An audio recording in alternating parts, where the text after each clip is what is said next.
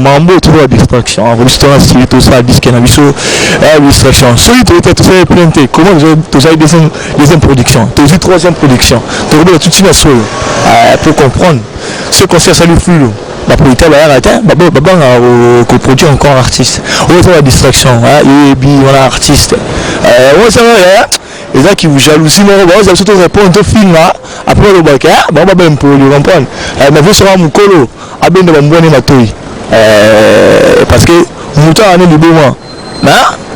on a peur la biso tout respecter mais avant tout la biso fait face à la bête donc voilà le nouveau baran la vie en Sankara il a pas un mot à dire à héritier Sankara c'est un guignol Sankara c'est un rigole de maison mère il y a un mot que c'est comme une maison de retraite par rapport à quoi même les mecs comme des Sankara commencent à parler carrément Sankara parle à héritier tu vois pas comment va dire héritier a fait 17 ans avec Wilson on a tant de la permission sur le Tanzanie donc on a droit à une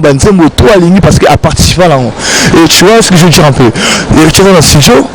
le 8 ans à la concert donc demain dimanche à la concert la panne de beach toi qui nous a beaucoup de concert à 20 balles à 17h donc tant qu'il parle nous devons avancer retirer là bientôt et moi bon après là c'est pour ça une gément bon après là et là quand on s'est souviens là il reste à l'époque il y a 15 ans 10 ans tant on guerre à la qui il a eu aussi la moto va vers autant on a guignol à niveau Sankara autant là Yankee pour autant c'est le mec je connais même pas en vrai mais le cabaret le film là c'est la vidéo est-ce que nous avons une vidéo où il a publié la Facebook dans YouTube ça n'a rien à foutre bon ça n'a pas rien parce que moi je suis pas parti de Wenge mais tout ça on parce que tu respectes vie mais ce qui va dire comme un niveau comment on a dit ça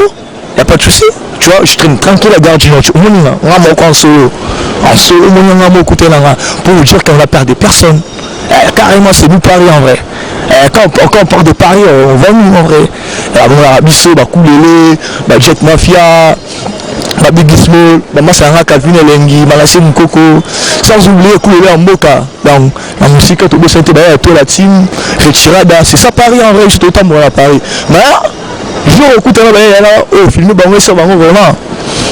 Biso devant la vidéo là-bas à Bouzoba. C'est de publier, on va publier.